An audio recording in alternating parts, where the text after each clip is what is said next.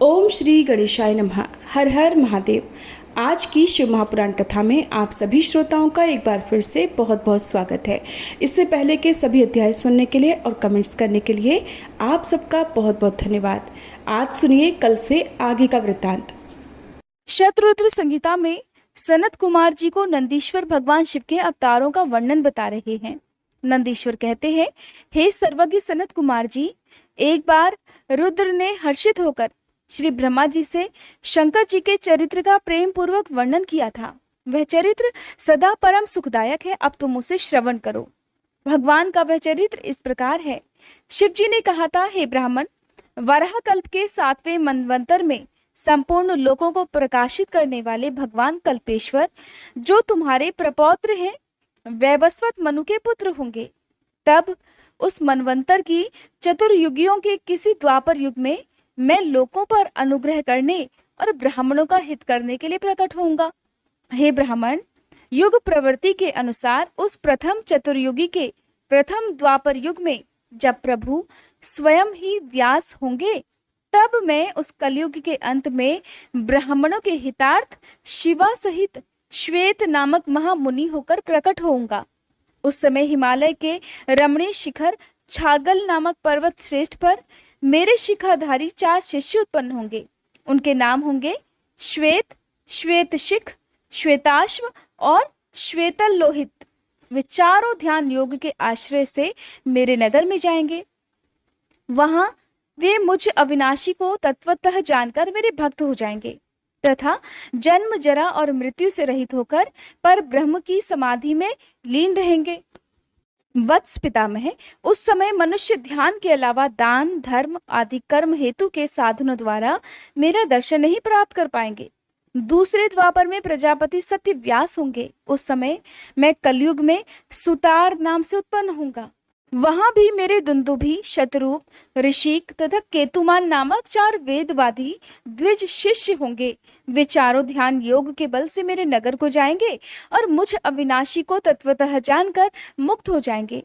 तीसरे द्वापर में जब भार्गव नामक व्यास होंगे, तब मैं भी नगर के निकट ही दमन नाम से प्रकट होऊंगा। उस समय भी मेरे विशोक, विशेष, विपाप और पाप नाशन नामक 4 पुत्र होंगे। हे चतुरानन, उस अवतार में मैं शिष्यों को साथ लेकर व्यास जी की सहायता करूंगा और उस कलयुग में निवृत्ति मार्ग को सुदृढ़ बनाऊंगा। चौथे द्वापर में जब अंगिरा व्यास कहे जाएंगे, उस समय मैं सुहोत्र नाम से अवतार लूंगा। उस समय भी मेरे 4 योग साधक महात्मा पुत्र होंगे। हे ब्राह्मण, उनके नाम होंगे सुमुख, दुर्मुख, दुर्दम और दुरतिक्रम। उस अवसर पर भी मैं इन शिष्यों के साथ व्यास जी की सहायता में लगा रहूंगा। 5वें द्वापर में सविता व्यास नाम से कहे जाएंगे। तब मैं कंक नामक महातपस्वी योगी हो जाऊंगा। ब्राह्मण, वहां भी मेरे 4 योग साधक महात्मा पुत्र होंगे। उनके नाम भी बतलाता हूं, सुनो। सनक, सनातन, प्रभावशाली सनंदन और सर्वव्यापक, निर्मल तथा अहंकार रहित सनत कुमार। उस समय भी कंक नामधारी मैं सविता नामक व्यास का सहायक बनूंगा और निवृत्ति मार्ग को बढ़ाऊंगा। फिर 6ठे द्वापर के प्रवृत्त होने पर जब मृत्यु लोक कारक व्यास होंगे और वेदों का विभाजन करेंगे, उस समय भी मैं व्यास की सहायता के लिए लोकाक्षी नाम से प्रकट होऊंगा और निवृत्ति मार्ग की उन्नति करूंगा। वहां भी मेरे 4 दृढ़ व्रती शिष्य होंगे। उनके नाम होंगे सुधामा, विरजा, संजय तथा विजय। हे विधे, 7वें द्वापर के आरंभ में जब शतक्रतु नामक व्यास होंगे, उस समय भी मैं योग मार्ग में परम निपुण जैगिष्यव्य नाम से प्रकट होऊंगा और काशीपुरी में गुफा के अंदर दिव्य देश में कुशासन पर बैठकर योग को सुदृढ़ बनाऊंगा तथा शतक्रतु नामक व्यास की सहायता और संसार भय से भक्तों का उद्धार करूंगा। उस युग में भी मेरे सारस्वत, योगीश, मेघवाह और सुहावन नाम के 4 पुत्र होंगे। 8वें द्वापर के आने पर मुनिवर वशिष्ठ वेदों का विभाजन करने वाले वेद व्यास होंगे।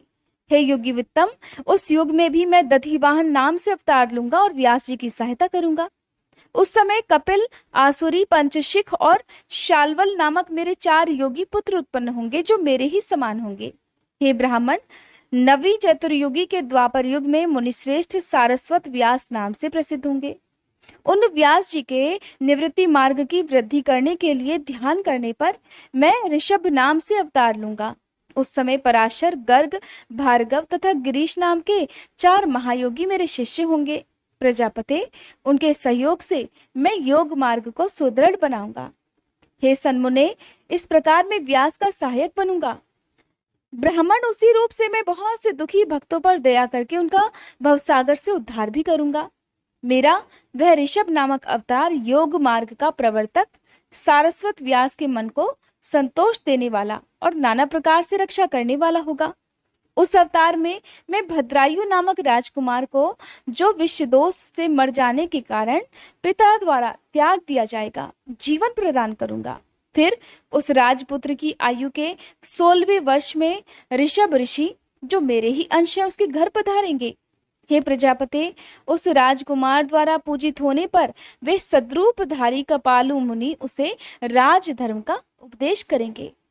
तत्पश्चात वे दीनवत्सल मुनि हर्षित मन से उसे दिव्य कवच, शंख और संपूर्ण शत्रुओं का विनाश करने वाला एक चमकीला खड्ग भी प्रदान करेंगे। फिर कृपा पूर्वक उसके शरीर पर भस्म लगाकर उसे 12,000 हाथियों का बल भी देंगे। इस प्रकार माता सहित भद्रायु को भलीभांति आश्वासन देकर और उन दोनों द्वारा पूजित होकर प्रभावशाली ऋषभ मुनि स्वेच्छानुसार चले जाएंगे। ब्राह्मण तब राजर्षि भद्रायु भी रिपुगणों को जीतकर और कीर्ति मालिनी के साथ विवाह करके धर्म पूर्वक राज्य करेगा। मुने, मुझ शंकर का वह ऋषभ नामक नवा अवतार ऐसा प्रभाव वाला होगा, वह सत्पुरुषों की गति और दीनों के लिए बंधु सा हितकारी होगा। मैंने उसका वर्णन तुम्हें सुना दिया।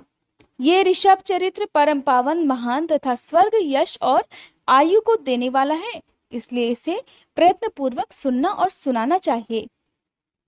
अब शिवजी द्वारा 10वें से लेकर 28वें योगेश्वर अवतारों का वर्णन भी सुनिए। शिवजी कहते हैं, हे ब्राह्मण, 10वें द्वापर में त्रिधामा नाम के मुनि व्यास होंगे और वे हिमालय के रमणीय शिखर पर्वोत्तम भृगुतंग पर निवास करेंगे। वहां भी मेरे श्रुति विदित 4 पुत्र होंगे। उनके नाम होंगे भृंग, बलबंधु, नरामित्र और तपोधन केतु श्रृंग। 11वें द्वापर में जब त्रिवृत नामक व्यास होंगे, तब मैं कलयुग में गंगा द्वार में तप नाम से प्रकट होऊंगा। वहां भी मेरे लंबोदर, लंबाक्ष, केशलंब और प्रलंबक नामक 4 दृढ़वती पुत्र होंगे।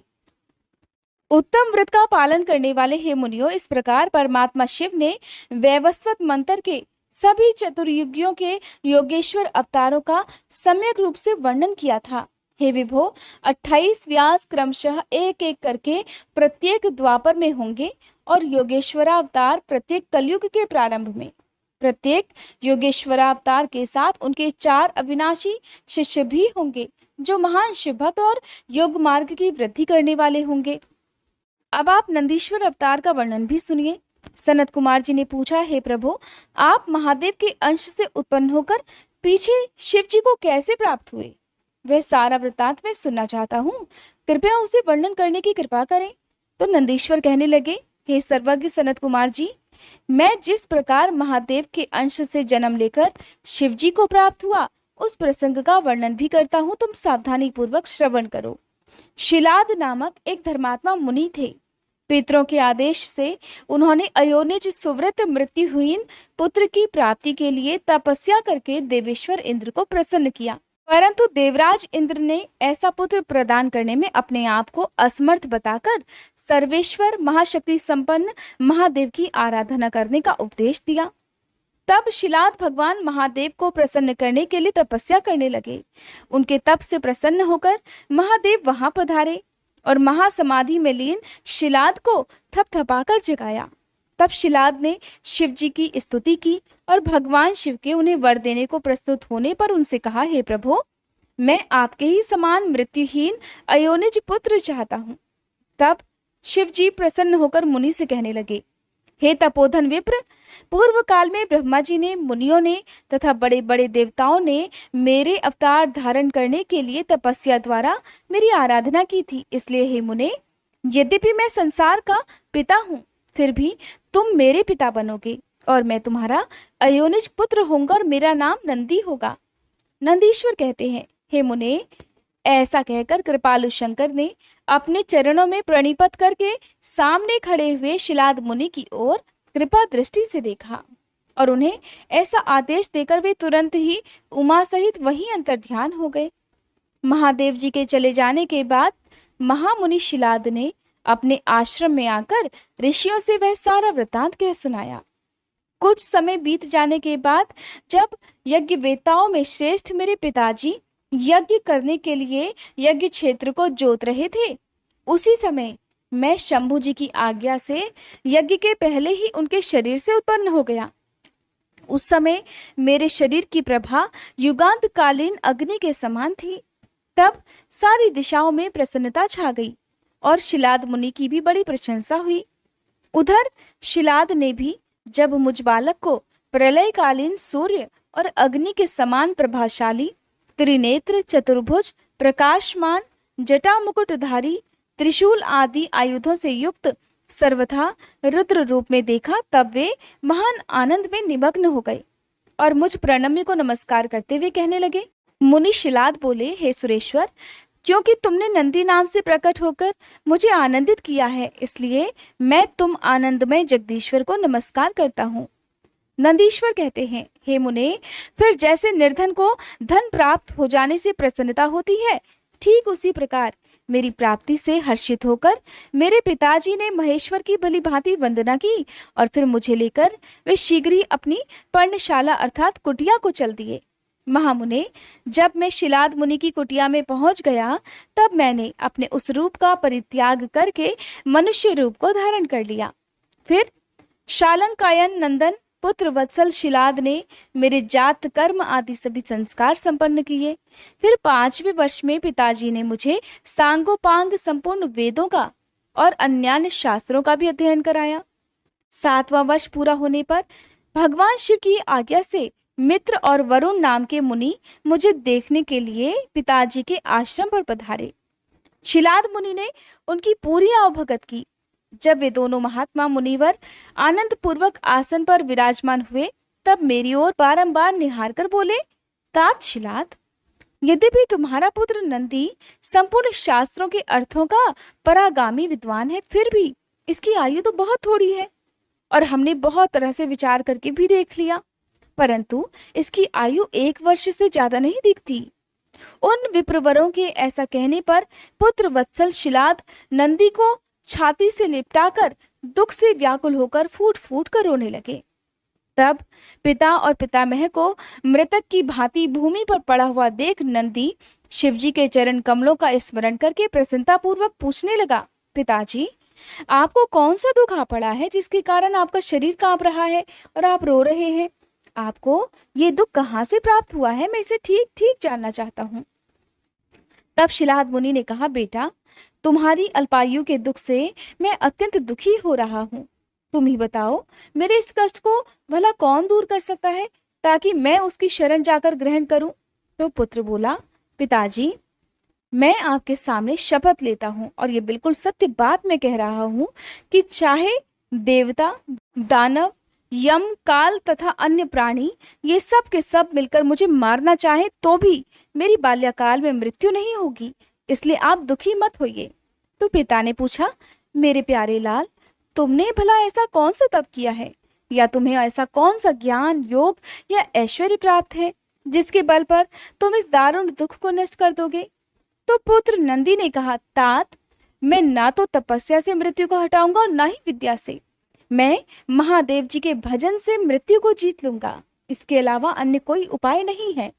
नंदीश्वर कहते हैं, मुने, ऐसा कहकर मैंने सिर झुकाकर पिताजी के चरणों में प्रणाम किया और फिर उनकी परिक्रमा करके उत्तम वन की राह ली। अब आप जानिए नंदीश्वर के जन्म, वर प्राप्ति, अभिषेक और विवाह के वर्णन के बारे में। नंदिकेश्वर कहते हैं, मुने, वन में जाकर मैंने एकांत स्थान में अपना आसन लगाया और उत्तम बुद्धि का आश्रय लेकर मैं उग्र तपस्या में लीन हुआ, जो बड़े बड़े मुनियों के लिए भी दुष्कर था।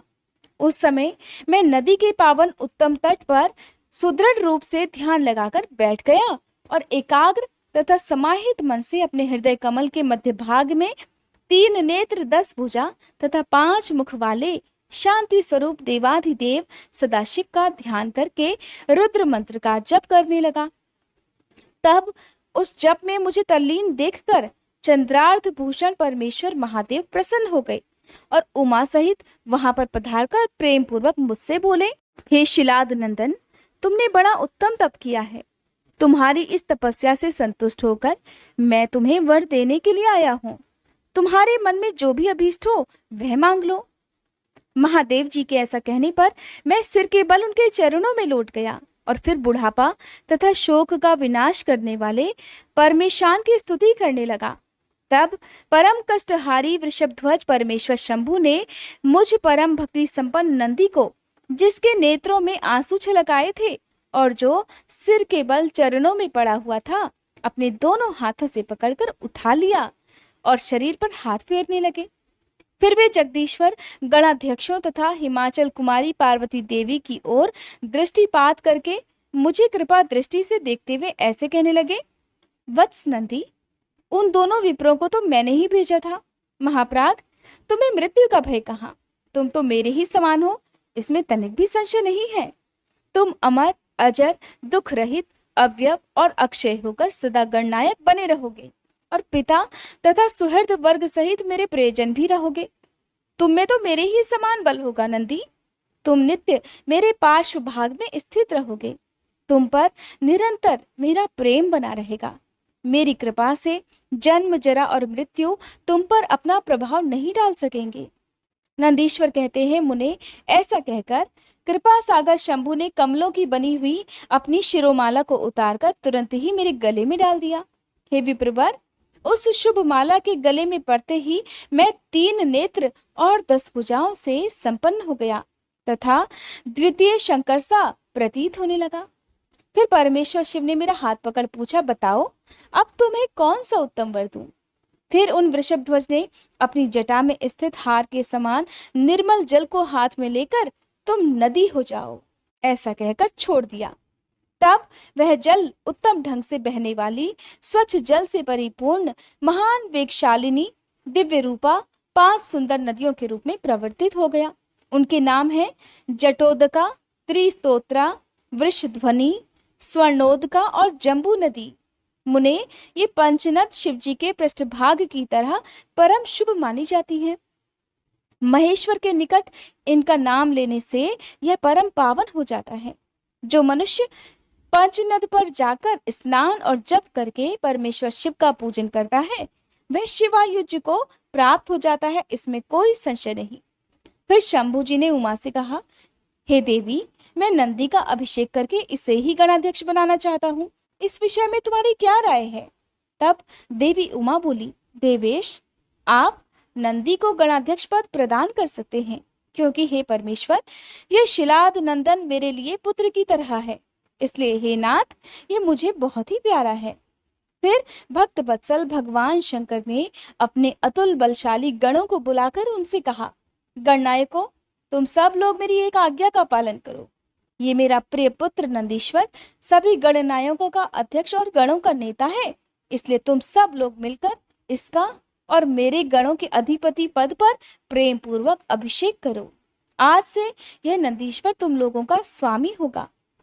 नंदीश्वर कहते हैं, हे मुने, शंकर जी के ऐसा कहने पर सभी गणनायकों ने एवं अस्तु कहकर उसे स्वीकार कर लिया और वे सामग्री जुटाने में लग गए। फिर सभी देवताओं और मुनियों ने मिलकर मेरा अभिषेक किया। तदंतर मरुतों की मनोहारिणी दिव्य कन्या सुयशा से मेरा विवाह भी करवा दिया। उस समय मुझे बहुत सी दिव्य वस्तुएं मिली। महामुने, इस प्रकार विवाह करके मैंने अपनी उस पत्नी के साथ शंभु, शिवा, ब्रह्मा और श्री हरि के चरणों में प्रणाम किया। तब त्रिलोकेश्वर भक्त वत्सल भगवान शिव पत्नी सहित मुझसे परम प्रेम पूर्वक बोले, हे सतपुत्र, ये तुम्हारी प्रिया सुयशा और तुम मेरी बात सुनो। तुम मुझे परम प्रिय हो, इसलिए मैं स्नेह पूर्वक तुम्हें मनोवांछित वर प्रदान करूंगा।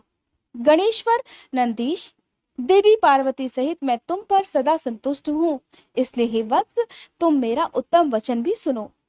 तुम मेरे अटूट प्रेमी, विशिष्ट, परम ऐश्वर्य संपन्न, महायोगी, महान धनुर्धारी, अजय, सबको जीतने वाले महाबली और सदा पूज्य होगे। जहां मैं रहूंगा वहां तुम भी रहोगे, और जहां तुम रहोगे वहां मैं भी उपस्थित रहूंगा। यही दशा तुम्हारे पिता और पितामह की भी होगी। पुत्र, तुम्हारे ये महाबली पिता परम ऐश्वर्यशाली और मेरे भक्त और गणाध्यक्ष होंगे। वत्स, यही नियम तुम्हारे पितामह पर भी लागू होंगे। अंत में तुम सब लोग मुझसे वरदान प्राप्त कर मेरा सानिध्य प्राप्त कर सकोगे। नंदीश्वर जी कहते हैं, मुने, फिर महाभागा उमा देवी वर देने के लिए उत्सुक होकर मुझ नंदी से बोली, बेटा, तू मुझसे भी वर मांग ले, मैं तेरी सारी अभीष्ट मनोकामनाओं को जरूर पूर्ण कर दूंगी। तब देवी के उस वचन को सुनकर मैंने हाथ जोड़कर कहा, हे देवी, आपके चरणों में मेरी सदा उत्तम भक्ति बनी रहे। मेरी याचना सुनकर देवी ने कहा, एवं अस्तु, ऐसा ही होगा। फिर शिवा नंदी की प्रियतमा पत्नी सुयशा से बोली। देवी ने कहा, वत्से, तुम भी अपना अभीष्ट वर ग्रहण करो। तुम्हारे 3 नेत्र होंगे, तुम जन्म बंधन से मुक्त हो जाओगी और पुत्र पौत्रों से संपन्न रहोगी, तथा तुम्हारी मुझ में और अपने स्वामी में भी अटल भक्ति रहेगी। नंदीश्वर कहते हैं, हे मुने, फिर शिव जी की आज्ञा से परम प्रसन्न हुए ब्रह्मा, विष्णु तथा समस्त देवगणों ने भी प्रेम पूर्वक हम दोनों को वरदान दिए। फिर परमेश्वर शिव कुटुंब सहित मुझे अपनाकर तथा उमा सहित वृष पर आरूढ़ होकर संबंधियों और बांधवों के साथ अपने निवास स्थान को चले गए। तब वहां उपस्थित विष्णु आदि सभी देवता मेरी प्रशंसा तथा शिव शिवा की स्तुति करते हुए अपने अपने धाम को चल दिए। वत्स, इस प्रकार मैंने तुमसे अपने अवतार का वर्णन कर दिया। महामुने, यह मनुष्यों के लिए सदा आनंददायक और शिव भक्ति का वर्धक है। जो श्रद्धालु मनुष्य भक्तिभाव मन से मुझ नंदी के इस जन्म, वर प्राप्ति, अभिषेक और विवाह के वृतांत को सुनेगा अथवा दूसरों को सुनाएगा या पढ़ेगा और दूसरों को पढ़ाएगा, वह इस लोक में संपूर्ण सुखों को भोगकर अंत में परम गति को प्राप्त होगा। यहाँ पर नंदीश्वर भगवान शंकर के अवतारों का वर्णन कर रहे हैं। तदंतर भगवान शंकर के भैरव अवतार का वर्णन करके नंदीश्वर ने कहा, हे महामुने, परमेश्वर शिव उत्तमोत्तम लीलाएं रचने वाले तथा सत्पुरुषों के प्रेमी हैं। उन्होंने मार्गशीर्ष मास के कृष्ण पक्ष की अष्टमी को भैरव रूप से अवतार लिया था। इसलिए जो मनुष्य मार्गशीर्ष मास की कृष्णाष्टमी को काल भैरव के सन्निकट उपवास करके रात में जागरण करता है, वह समस्त पापों से मुक्त हो जाता है। जो मनुष्य कहीं भी भक्ति पूर्वक जागरण सहित इस व्रत को रखेगा, वह भी महापापों से मुक्त होकर सद्गति को प्राप्त हो जाएगा। प्राणियों के लाखों जन्मों में किए हुए जो पाप हैं, वे सब के सब काल भैरव के दर्शन से निर्मल हो जाते हैं। जो मूर्ख काल भैरव के भक्तों का अनिष्ट करता है, वह इस जन्म में दुख भोग कर फिर से दुर्गति को प्राप्त होता है। जो लोग विश्वनाथ के भक्त तो हैं, परंतु काल भैरव की भक्ति नहीं करते, उन्हें महान दुखों की प्राप्ति होती है। काशी में तो इसका विशेष प्रभाव भी पड़ता है। जो मनुष्य काशी में निवास करके काल भैरव का भजन नहीं करता, उसके पाप शुक्ल पक्ष के चंद्रमा की तरह बढ़ते ही रहते हैं। जो काशी में हर सोमवार की कृष्णाष्टमी के दिन कालराज का भजन पूजन नहीं करता, उसका पुण्य कृष्ण पक्ष के चंद्रमा के समान क्षीण हो जाता है। तदंतर नंदीश्वर ने वीरभद्र और शर्भावतार का वृतांत सुनाकर कहा, हे ब्रह्मपुत्र, भगवान शिव जिस प्रकार प्रसन्न होकर विश्वानर मुनि के घर अवतरित हुए थे, शशि मौली के उस चरित्र को तुम प्रेम पूर्वक श्रवण करो। उस समय वे तेज के निधि अग्नि रूप सर्वात्मा परम प्रभु शिव अग्निलोक के अधिपति रूप से गृहपति नाम से अवतीर्ण हुए थे। पूर्व काल की बात है। नर्मदा नदी के रमणीय तट पर नर्मपुर नाम का एक नगर था। उसी नगर में विश्वानर नाम के एक मुनि निवास किया करते थे। उनका जन्म शांडिल्य गोत्र में हुआ था। वे परम पावन पुण्यात्मा, शिव भक्त, ब्रह्म तेज के निधि और जितेंद्रिय थे। ब्रह्मचर्याश्रम में उनकी बड़ी निष्ठा थी और वे सदा ब्रह्म यज्ञ में लीन रहा करते। फिर उन्होंने शुचिस्मति नाम की सद्गुणवती कन्या से विवाह कर लिया और वे ब्राह्मणोचित कर्म करते हुए देवता तथा पितरों को प्रिय लगने वाला जीवन बिताने लगे। इस प्रकार जब बहुत सा समय व्यतीत हो गया, तब उन ब्राह्मण की पत्नी शुचिस्मति, जो उत्तम व्रत का पालन करने वाली थी, अपने पति से बोली, प्राणनाथ, स्त्रियों के योग्य जितने आनंदप्रद भोग हैं, उन सबको मैंने आपकी कृपा से आपके साथ रहकर भोग लिया, परंतु नाथ, मेरे हृदय में एक लालसा चिरकाल से वर्तमान है और वह गृहस्थों के लिए उचित भी है। उसे आप पूर्ण करने की कृपा कीजिए। स्वामिन, अगर मैं वर पाने के योग्य हूं और आप मुझे वर देना चाहते हैं तो मुझे महेश्वर की तरह पुत्र प्रदान कीजिए। इसके अलावा मैं कोई भी दूसरा वरदान नहीं चाहती। नंदीश्वर कहते हैं, मुने पत्नी की बात सुनकर पवित्र व्रत परायण ब्राह्मण विश्वानर क्षण भर के लिए समाधिस्थ हो गए और हृदय में इस प्रकार विचार करने लगे, अहो, मेरी इस सूक्ष्मांगी पत्नी ने कैसा अत्यंत दुर्लभ वर मांग लिया है। ये तो मेरे मनोरथ पद से बहुत दूर है। अच्छा, शिव जी तो सब कुछ करने में समर्थ हैं और ऐसा लगता है मानो उन शंभु ने ही इसके मुख में बैठकर वाणी रूप से ऐसी बात कही है, नहीं तो दूसरा कौन ऐसा करने में समर्थ हो सकता है। फिर वे एक पत्नी व्रती मुनि विश्वानर पत्नी को आश्वासन देकर वाराणसी में चले गए और घोर तप के द्वारा भगवान शिव के वीरेश लिंग की आराधना करने लगे। इस प्रकार उन्होंने 1 वर्ष पर्यंत भक्ति पूर्वक उत्तम वीरेश लिंग की त्रिकाल अर्चना करते हुए बड़ा कठिन तप किया। 13वां मास आने पर एक दिन वे ब्राह्मण प्रातःकाल त्रिपथ गामिनी गंगा जी के जल में स्नान करके जैसे ही वीरेश लिंग के पास पहुंचे, तभी उन तपोधन को उस लिंग के मध्य विभूति भूषित एक बालक दिखाई दिया। उस नग्न शिशु के नेत्र कानों तक फैले हुए थे, होठों पर गहरी लालिमा छाई हुई थी, मस्तक पर पीले रंग की सुंदर जटा सुशोभित थी और मुख पर हंसी खेल रही थी। वह शैशवोचित अलंकार और चिताभस्म धारण किए हुए था और अपनी लीला से हंसता हुआ श्रुति सूक्तों का पाठ कर रहा था। उस बालक को देखकर विश्वानर मुनि कृतार्थ हो गए और आनंद के कारण उनका शरीर रोमांचित हो उठा और बारंबार नमस्कार है ऐसा कहकर वे बड़े प्रसन्न हो उठे। फिर वे अभिलाषा पूर्ण करने वाले 8 पद्यों द्वारा बाल रूपधारी परमानंद स्वरूप शंभु का स्तवन करते हुए बोले, हे भगवान, आप ही एकमात्र अद्वितीय ब्रह्मा हैं। ये सारा जगत आपका ही स्वरूप है, यहाँ अनेक कुछ भी नहीं है। ये बिल्कुल सत्य है कि एकमात्र रुद्र के अलावा दूसरे किसी की सत्ता नहीं है। इसलिए मैं आप महेश की शरण ग्रहण करता हूँ। हे शंभो, आप ही सबके कर्ता हर्ता हैं और जैसे आत्मधर्म एक होते हुए भी अनेक रूप से दिखता है, उसी प्रकार आप भी एक रूप होकर नाना रूपों में व्याप्त हैं। फिर भी आप रूप रहित हैं, इसलिए आप ईश्वर के अलावा मैं किसी दूसरे की शरण नहीं ले सकता। हे प्रभु, न तो आपका कोई गोत्र है, न जन्म है, न नाम है, न रूप है, न शील है और न देश है। ऐसा होने पर भी आप त्रिलोकी के अधीश्वर तथा संपूर्ण कामनाओं को पूर्ण करने वाले हैं, इसलिए मैं आपका भजन करता हूँ। नंदीश्वर कहते हैं, मुने इस प्रकार स्तुति करके विप्रवर विश्वानर हाथ जोड़कर भूमि पर गिरना ही चाहते थे कि तब तक संपूर्ण वृद्धों के भी वृद्ध बाल रूपधारी शिव परम हर्षित होकर उन भूदेव से बोले। बाल रूपी शिव ने कहा, हे मुनि श्रेष्ठ विश्वानर, तुमने आज मुझे संतुष्ट कर दिया है। भूदेव, मेरा मन परम प्रसन्न हो गया है, अब तुम उत्तम वर मांगो। ये सुनकर मुनि श्रेष्ठ विश्वानर धन धन्य हो गए और उनका मन भी हर्षमगन हो गया। तब वे उठकर बाल रूपधारी शंकर जी से इस प्रकार बोले, हे प्रभावशाली महेश्वर, आप तो सर्वंतर्यामी, ऐश्वर्य संपन्न, सर्व तथा भक्तों को सब कुछ दे डालने वाले हैं। भला आपसे कौन सी बात छुपी हुई है? आप तो अंतर्यामी हैं, फिर भी आप मुझे दीनता प्रकट करने वाली यांचा के प्रति आकृष्ट होने के लिए क्यों कह रहे हैं? हे महेशान, ऐसा जानकर आपकी जैसी भी इच्छा हो वैसा कीजिए।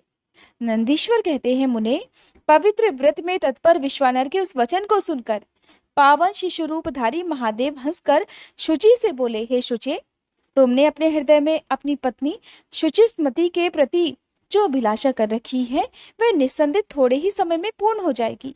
यहाँ पर शुचि विश्वानर जी से कहा गया है, महामते, मैं शुचिस्मति के गर्भ से तुम्हारा पुत्र होकर प्रकट हो जाऊंगा और मेरा नाम गृहपति होगा। मैं परम पावन तथा समस्त देवताओं के लिए प्रिय होऊंगा। जो मनुष्य 1 वर्ष तक शिव जी के सन्निकट तुम्हारे द्वारा कहे इस पुण्यमय अभिलाषक स्तोत्र का तीनों समय पाठ करेगा, उसकी सारी अभिलाषाएं वह पूर्ण कर देगा। इस स्तोत्र का पाठ पुत्र, पौत्र और धन का प्रदाता, सर्वथा शांतिकारक, सारी विपत्तियों को दूर करने वाला, स्वर्ग और मोक्ष रूप संपत्ति का कर्ता तथा समस्त कामनाओं को पूर्ण करने वाला है। निस्संदेह ये अकेला ही समस्त स्तोत्रों के समान है। नंदीश्वर कहते हैं, मुने, इतना कहकर बाल रूपधारी शंभु, जो सत्पुरुषों की गति है, अंतर्ध्यान हो गए। तब विप्रवर विश्वानर भी प्रसन्न मन से अपने घर को वापस लौट आए। नंदीश्वर कहते हैं, मुने, घर आकर उस ब्राह्मण ने बड़े हर्ष के साथ अपनी पत्नी से वे सारा वृतांत कह सुनाया। उसे सुनकर विप्र पत्नी शुचिस्मति को महान आनंद हुआ। वह अत्यंत प्रेम पूर्वक अपने भाग्य की सराहना करने लगी। तदंतर गृहपति अवतार की बात कहकर नंदीश्वर ने कहा, हे मुने, अब शंकर जी के उपासना कांड द्वारा सेवित महाकाल आदि 10 अवतारों का वर्णन भी भक्ति पूर्वक सुनो। उनमें पहला अवतार महाकाल नाम से प्रसिद्ध है, जो सत्पुरुषों को भोग और मोक्ष देने वाला है। उस अवतार की शक्ति भक्तों की मनोवांछित कामनाएं पूर्ण करने वाली महाकाली है। दूसरा तार नामक अवतार हुआ, जिसकी शक्ति तारा देवी हुई। वे दोनों भुक्ति मुक्ति के प्रदाता और अपने सेवकों के लिए सुखदायक हैं। बाल भुवनेश नाम से तीसरा अवतार हुआ।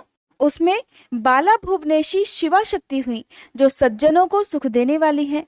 चौथा भक्तों के लिए सुखद और भोग मोक्ष प्रदायक षोडश श्री विद्येश नामक अवतार हुआ और षोडशी श्री विद्या शिवा उसकी शक्ति हुई। पांचवा अवतार भैरव नाम से प्रसिद्ध हुआ, जो सर्वदा भक्तों की कामनाओं को पूर्ण करने वाला है, और इस अवतार की शक्ति का नाम है भैरवी गिरिजा, जो अपने उपासकों की अभीष्ट दायिनी है। छठा शिव अवतार छिन्न मस्तक नाम से कहा जाता है और भक्त कामप्रदा गिरिजा का नाम छिन्नमस्ता है। संपूर्ण मनोरथों के दाता शंभु का 7वां अवतार धूमवान नाम से विख्यात हुआ। उस अवतार में श्रेष्ठ उपासकों की इच्छाएं पूर्ण करने वाली शिवा धूमावती हुई। शिव जी का 8वां सुखदायक अवतार बगलामुख है। उसकी महान शक्ति आनंददायिनी बगलामुखी नाम से विख्यात हुई। 9वां शिव अवतार मातंग नाम से जाना जाता है। उस समय सभी इच्छाओं को पूर्ण करने वाली शर्वाणी मातंगी हुई। शंभु के भुक्ति मुक्ति रूप फल प्रदान करने वाले 10वें अवतार का नाम कमल है, जिसमें अपने भक्तों का सर्वथा पालन करने वाली गिरिजा कमला कहलाई। ये ही शिव जी के 10 अवतार हैं। और आपको बता दूं कि गुप्त नवरात्रि के दिनों में इन्हीं 10 महाविद्याओं की पूजा भी की जाती है। ये सब के सब भक्तों तथा सत्पुरुषों के लिए सुखदायक और मोक्ष मोक्ष के प्रदाता हैं। जो लोग भगवान शंकर के इन 10 अवतारों की निर्विकार भाव से सेवा करते हैं, उन्हें ये नित्य नाना प्रकार के सुख प्रदान करते रहते हैं। हे मुनि, इस प्रकार मैंने भगवान शंकर के 10 अवतारों का वर्णन भी कर दिया। अब मैं शंकर जी के एकादश श्रेष्ठ अवतारों का वर्णन करता हूँ, उन्हें भी सुनो। उन्हें श्रवण करने से भक्तों के जीवन के सारे दुख दूर हो जाते हैं। पूर्व काल की बात है, एक बार देवराज इंद्र आदि समस्त देवता दैत्यों से पराजित हो गए। तब वे भयभीत होकर अपनी पुरी अमरावती को छोड़कर भाग खड़े हुए। इस प्रकार दैत्यों द्वारा अत्यंत पीड़ित हुए वे सभी देवता कश्यप जी के पास गए। वहां उन्होंने परम व्याकुलता पूर्वक हाथ जोड़कर और मस्तक झुकाकर उनके चरणों में अभिवादन किया और उनका भली भांति स्तवन करके आदर पूर्वक अपने आने का कारण प्रकट किया तथा दैत्यों द्वारा पराजित होने से उत्पन्न हुए अपने सारे दुखों को कह सुनाया। तात तब उनके पिता कश्यप जी देवताओं की उस कष्ट कहानी को सुनकर अधिक दुखी नहीं हुए, क्योंकि उनकी बुद्धि तो शिव जी में आसक्त थी। मुने, उन शांत बुद्धि मुनि ने धैर्य धारण करके देवताओं को आश्वासन दिया और स्वयं परम हर्ष पूर्वक विश्वनाथपुरी काशी को चल पड़े। वहां पहुंचकर उन्होंने गंगा जी के जल में स्नान करके अपना नित्य नियम पूरा किया और फिर आदर पूर्वक उमा सहित सर्वेश्वर भगवान विश्वनाथ की भली भांति पूजा अर्चना की। फिर शंभु के दर्शन के उद्देश्य से एक शिवलिंग की स्थापना करके वे देवताओं के हितार्थ परम प्रसन्नता पूर्वक घोर तपस्या करने लगे। हे मुने, शिव जी के चरण कमलों में आसक्त मन वाले धैर्यशाली मुनिवर कश्यप जी को जब इस प्रकार तपस्या करते हुए बहुत अधिक समय बीत गया, तब सत्पुरुषों के गति स्वरूप भगवान शंकर अपने चरणों में तल्लीन मन वाले कश्यप ऋषि को वर देने के लिए वहां प्रकट हो गए। भक्त वत्सल महेश्वर परम प्रसन्न तो थे ही, अतः वे अपने भक्त मुनिवर कश्यप से बोले, वर मांगो। उन महेश्वर को देखते ही प्रसन्न बुद्धि वाले देवताओं के पिता कश्यप जी हर्षमगन हो गए और हाथ जोड़कर उनके चरणों में नमस्कार करके स्तुति करते हुए यूं बोले, महेश्वर, मैं सर्वथा आपकी शरण में हूँ। हे स्वामिन, देवताओं के दुख का विनाश करके मेरी इच्छा पूर्ण कीजिए। देवेश, मैं पुत्रों के दुख से विशेष दुखी हूँ, अतः हे ईश मुझे सुखी कीजिए, क्योंकि आप तो देवताओं के सहायक हैं। नाथ, महाबली दैत्यों ने देवताओं और यक्षों को पराजित कर दिया है, इसलिए हे शंभो, आप मेरे पुत्र रूप से प्रकट होकर देवताओं के लिए आनंद दाता बनिए। नंदीश्वर कहते हैं, हे मुने, कश्यप जी के ऐसा कहने पर सर्वेश्वर भगवान शंकर उनसे तथास्तु ऐसा ही होगा कहकर उनके सामने वही अंतर्ध्यान हो गए। तब कश्यप जी भी महान आनंद के साथ तुरंत ही अपने स्थान को लौट गए। वहां उन्होंने वह सारा वृतांत आदरपूर्वक देवताओं से कह सुनाया।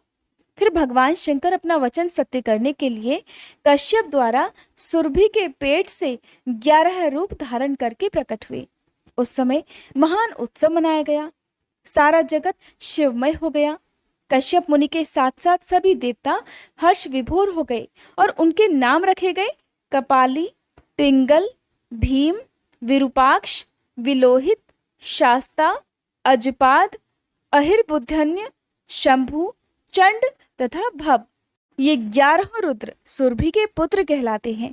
ये सुख के आवास स्थान है तथा देवताओं की कार्य सिद्धि के लिए विशेष रूप से शिव रूप से उत्पन्न हुए। ये कश्यप नंदन वीरवर रुद्र महान बल पराक्रम संपन्न थे और इन्होंने संग्राम में देवताओं की सहायता करके दैत्यों का संहार कर डाला। इन्हीं रुद्रों की कृपा से देवराज इंद्र आदि देवगण दैत्यों को जीतकर निर्भय हो गए। उनका मन स्वस्थ हो गया और वे अपना अपना राज्य कार्य संभालने लगे। अब भी शिव स्वरूपधारी वे सभी महारुद्र देवताओं की रक्षा के लिए सदा स्वर्ग में विराजमान रहते हैं। तात, इस प्रकार मैंने तुमसे शंकर जी के 11 रुद्र अवतारों का वर्णन भी कर दिया। ये सभी समस्त लोगों के लिए सुखदायक हैं। ये निर्मल आख्यान संपूर्ण पापों का विनाशक, धन, यश और आयु का प्रदाता तथा सभी मनोरथों को पूर्ण करने वाला है। नंदीश्वर कहते हैं, हे मुने, अब तुम शंभु के एक दूसरे चरित्र को, जिसमें शंकर जी धर्म के लिए दुर्वासा होकर प्रकट हुए थे, प्रेम पूर्वक श्रवण करो। अनुसुया के पति ब्रह्मवेत्ता तपस्वी अत्रि ने ब्रह्मा जी के निर्देशानुसार एक बार पत्नी सहित ऋषिकुल पर्वत पर जाकर पुत्र कामना से घोर तप किया। उनकी तपस्या से प्रसन्न होकर श्री ब्रह्मा, विष्णु और महेश तीनों उनके आश्रम पर गए। उन्होंने कहा, हम तीनों संसार के ईश्वर हैं। हमारे अंश से तुम्हारे 3 पुत्र होंगे जो त्रिलोकी में विख्यात तथा माता पिता का यश बढ़ाने वाले होंगे। ऐसा कहकर वे चले गए। ब्रह्मा जी के अंश से चंद्रमा हुए, जो देवताओं के समुद्र में डाले जाने पर समुद्र से प्रकट हुए। श्री हरि के अंश से श्रेष्ठ संन्यास पद्धति को प्रचलित करने वाले दत्त उत्पन्न हुए और रुद्र के अंश से मुनिवर दुर्वासा ने जन्म लिया। इन दुर्वासा ने महाराज अम्बरीश की परीक्षा ली थी। जब सुदर्शन चक्र ने इनका पीछा किया तब शिवजी के आदेश से अम्बरीश के द्वारा प्रार्थना करने पर चक्र शांत हुआ था। इन्होंने भगवान राम की परीक्षा भी ली। काल ने मुनि का वेश धारण करके श्री राम के सामने ये शर्त रख दी थी कि मेरे साथ बात करते समय श्री राम के पास कोई ना आए, जो आएगा उसका निर्वासन कर दिया जाएगा। दुर्वासा जी ने हट करके लक्ष्मण जी को भेजा। तब श्री राम ने तुरंत ही लक्ष्मण जी का त्याग कर दिया। इन्होंने भगवान श्री कृष्ण की भी परीक्षा ली और उनको श्री रुक्मणी सहित रथ में जोता। इस प्रकार दुर्वासा मुनि ने अनेकों विचित्र चरित्र किए। मुने, अब इसके बाद तुम हनुमान जी का चरित्र भी सुनो। हनुम रूप से शिवजी ने बड़ी उत्तम लीलाएं की हैं। विप्रवर, इसी रूप से महेश्वर ने भगवान राम का परम हित किया था। वह सारा चरित्र सब प्रकार के सुखों का दाता है, उसे तुम प्रेम पूर्वक सुनो। एक समय की बात है, जब अत्यंत अद्भुत लीला करने वाले गुणशाली भगवान शंभु को विष्णु के मोहिनी रूप का दर्शन प्राप्त हुआ, तब वे कामदेव के बाणों से आहत हुए की तरह शुद्ध हो उठे। उस समय उन परमेश्वर ने राम कार्य की सिद्धि के लिए अपना वीर्यपात किया।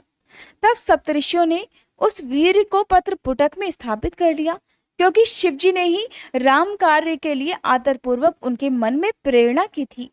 फिर उन महर्षियों ने शंभु के उस वीर को राम कार्य की सिद्धि के लिए गौतम कन्या अंजनी में कान के रास्ते स्थापित कर दिया।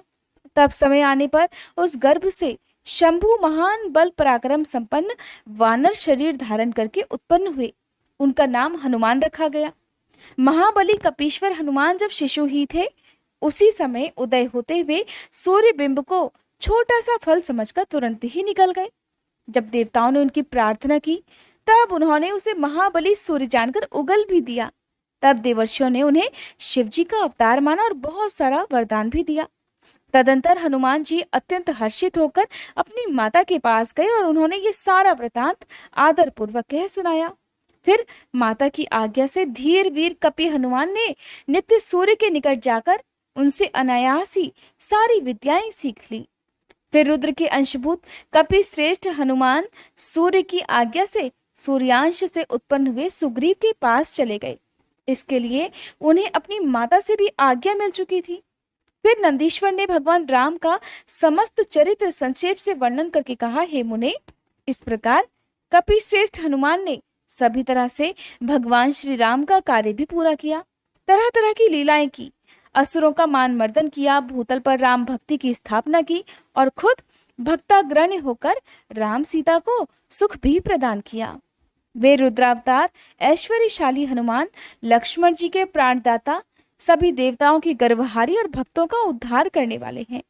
महावीर हनुमान सदा राम कार्य में लीन रहने वाले, लोकों में रामदूत नाम से विख्यात, दैत्यों के संहारक और भक्त वत्सल हैं।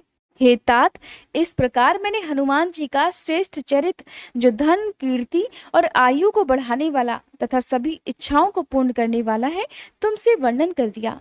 जो मनुष्य इस चरित्र को भक्ति पूर्वक सुनता है अथवा समाहित चित्त से दूसरों को सुनाता है, वह इस लोक में सभी सुखों को भोगकर अंत में परम मोक्ष को प्राप्त कर लेता है। जय भोलेनाथ। अगले अध्याय में आप भगवान शिव के पिपलाद अवतार के साथ ही महर्षि दधीची के शरीर त्याग के बारे में और भी अन्य कथाओं के बारे में सुनेंगे।